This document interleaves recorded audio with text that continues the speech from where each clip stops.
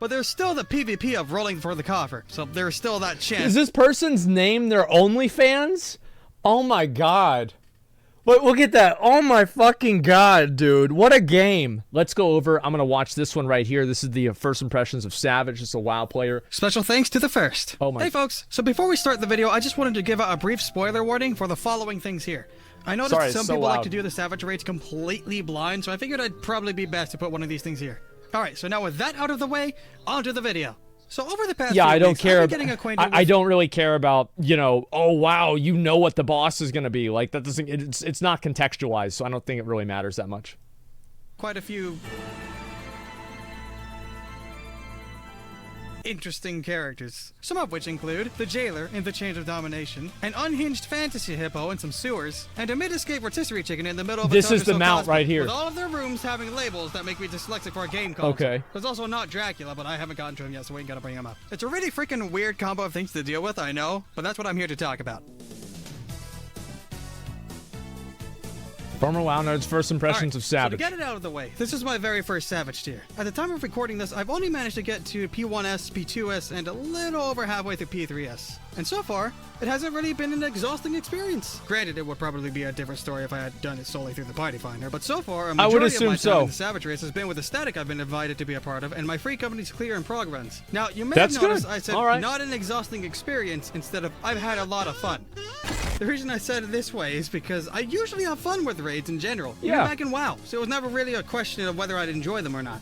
My main problem about them has always been the prep work. And after going through some Savage prep work and downtime. I think that's the biggest problem that I have with WoW raids is the amount of stuff that you have to do outside of the raid and the amount of downtime that you have inside of the raid. In Final Fantasy XIV, I'm realizing just how huge of a difference there is. Now, there is still a grind to go through for gear in Final Fantasy XIV. It's just not nearly as bad since you have options here. You can either grind for gil, grind for tombstones, grind for materials, or grind for favorites if the other ones don't work out. Fortunately for me, though, over the span of time that I've been playing this game, I've managed to safely farm myself a hefty sum of gil.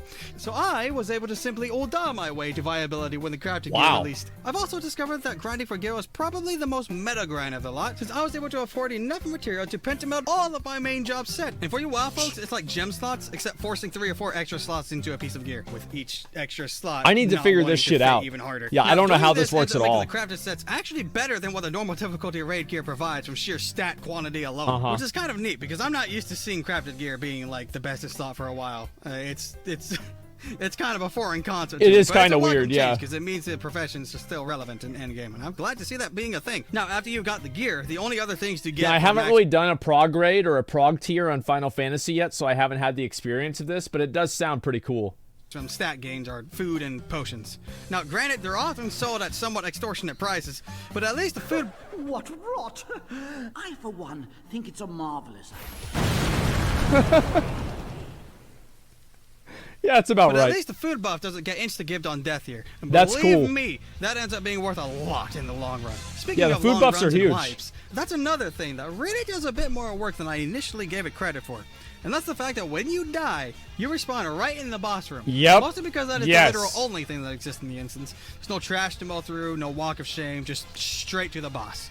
And honestly, I think this little detail helps with group morale quite a bit more than I initially gave it credit for. So I think it does. I kind of liked raids that were similar to like Coils of Bahamut, and they have like a handful of trash packs, a handful of trash mobs, just to kind of create a little bit of ambience and a little bit of like scope of the dungeon. But this takes like maybe 5 or 10 minutes and then you're done.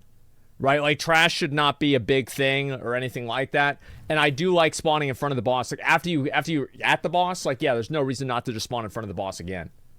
Well, generally less time to wallow in their thoughts and contemplate what they're doing with their life after a while. Yeah. I know it's a bit of a small detail, but it's something I thought that was really cool. Another cool thing I noticed is in the fights, they seem very meticulously and specifically crafted for a group of 8 people, I think that's cool. Which is the standardized raid group size, right down to the boss's room design. For instance, in P1S, there's a square for each member of the team to deal with during Intemperance. P2S has the arrows mechanic that leaves just enough room for 8 people to resolve it, and P3S has, well, it's got a lot in general, but for one example, it's a Dark and Fire mechanic, where it targets 4 players to spawn a Dark and Fire on. They need to be faced far apart or else they wipe the raid.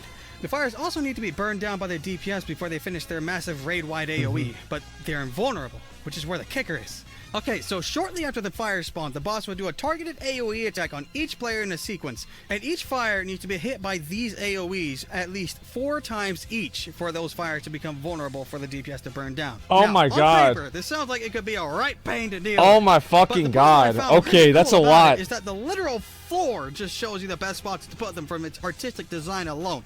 And it's especially the thing is, like, the Final Fantasy raids in a lot of ways are very formulaic.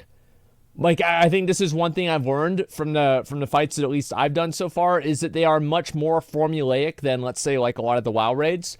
And also, like, the reason why they can be formulaic, and it's a good and a bad thing, right? It's a good thing because it makes it to where, like, they can be better tuned, and it's a bad thing because it doesn't really allow as much, player decision making. So, like, yeah, it's each one is different in its own way. I think that's a big difference between, like, Final Fantasy raids and WoW raids.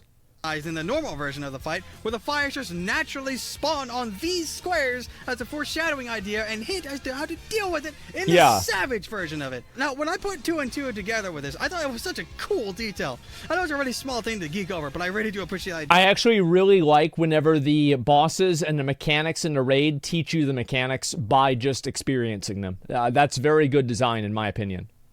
Of having the floor being a soft guide for the people that notice it. Shit, it's probably why Dragoons stare at it so often. Now, that doesn't mean the floor solves everything. Like, far from it. It just gives you a clue for, like, 1 or 2 things. Everything else about the fight can be rather mean.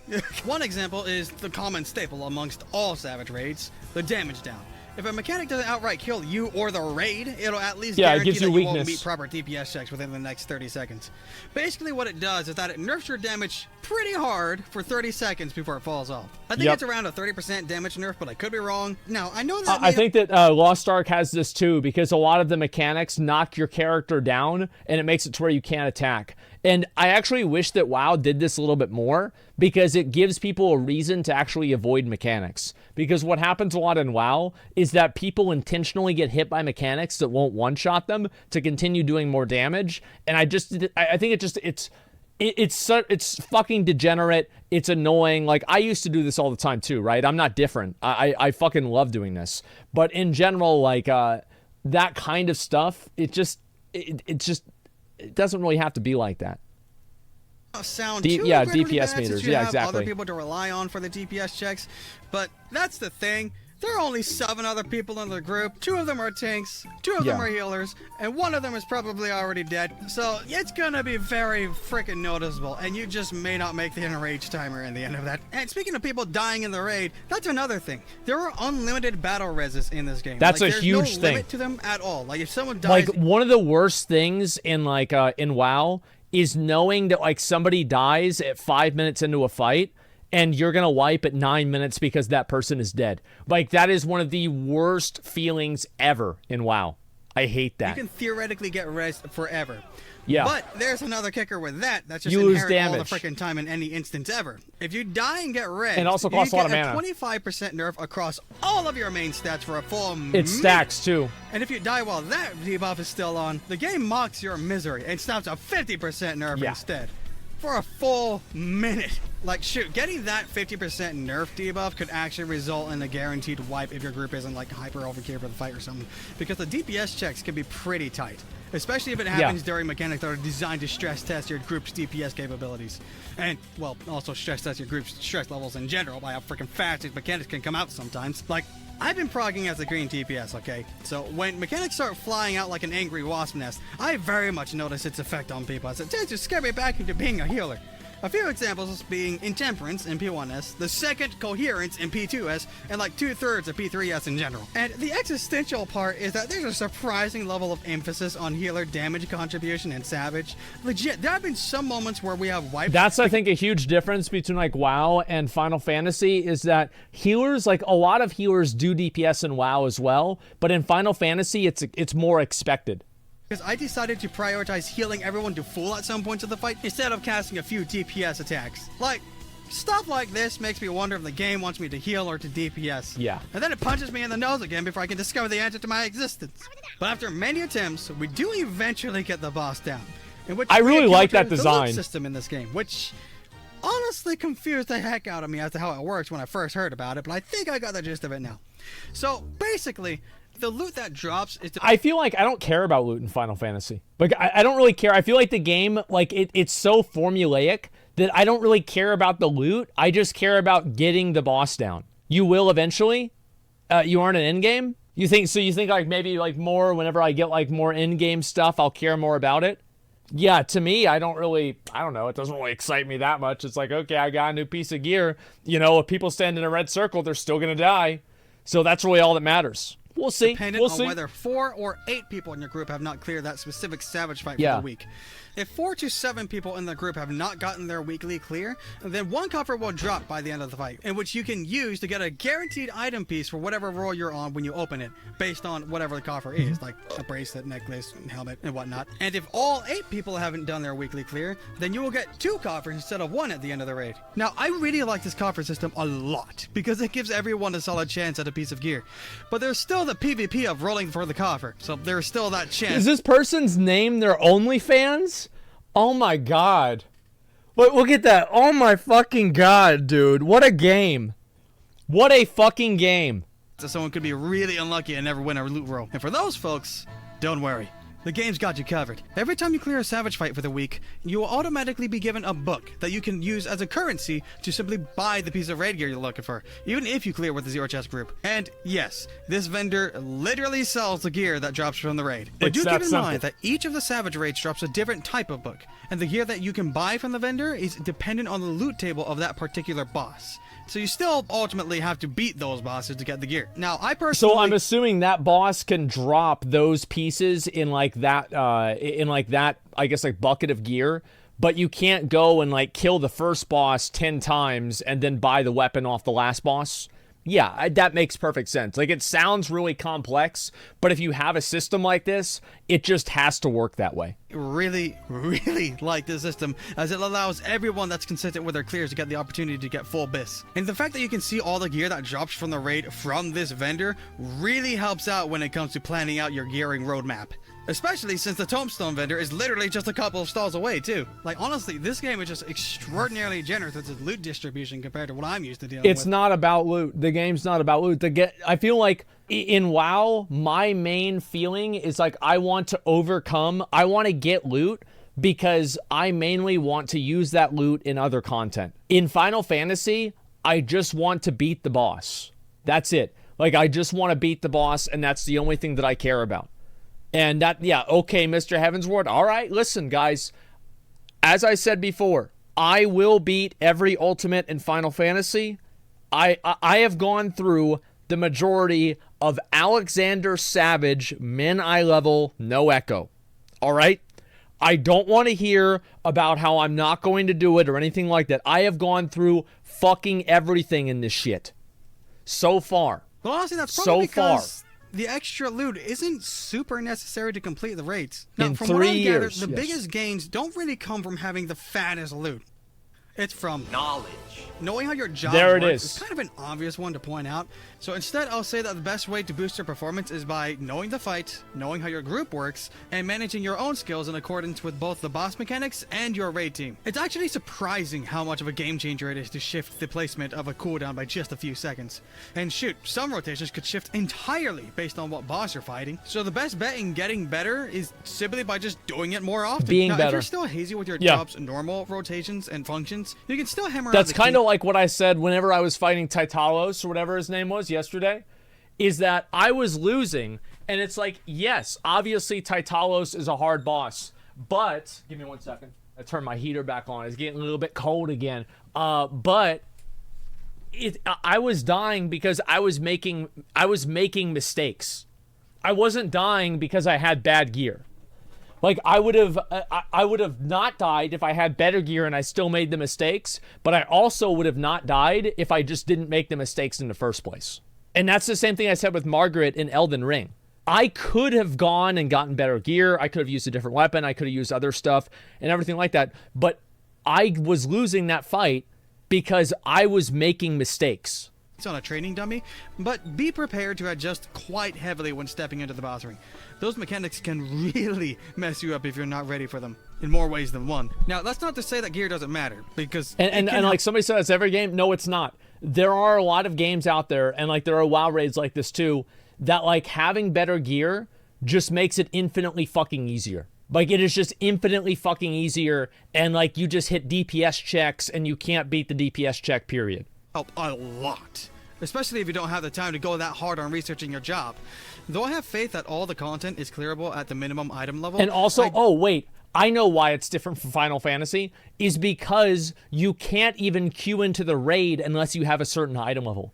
So you never go into the raid in Final Fantasy or in Lost Ark with an item level that is not equipped to kill the boss. That's why it's different. Sorry, I was thinking about that in my head. Yeah, it's like you can't even queue into Asphodel. You can't even queue in to Titalos unless you have 580 or whatever Asphodel is. I don't know what it is. Do realize that mostly stands for the more hardcore folks who are raring for a challenge. So for the fellows that don't have a lot of time to sink into the game but also want to get through Savage, just keep at it when you can. You'll get it down eventually. The gearing system in the game is rather forgiving, so the margin for error gets bigger and bigger as time goes on. Just focus on learning the mechanics first and foremost, and it'll all work out in the end. So my goal in Final Fantasy is I want to be proficient in playing every single tank class. I have really no interest in playing DPS classes. Like, I kind of care, but to be honest with you, I find that DPS is boring in Final Fantasy because you don't really have meters to show how good you're doing, and also I just don't like the way the numbers pop up on the screen.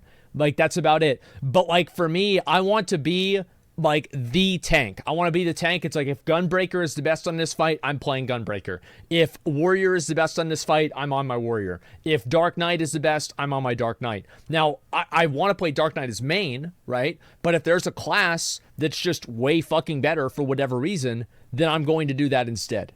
And all, I'm having a blast with this current Savage tier, and I love that it isn't demanding that I grind 40 hours a week to stay up to date with things. Yeah. The fights are fun and fast-paced with nary a dull moment to them, and the music's got an interesting mood to it. There's plenty of tools for self-improvement, RNG is kept to a minimum, and the overall vibe of each attempt at the raid is so much more welcoming in general. And if need be, I can keep on queuing for the raid as many times as I want, even if I cleared.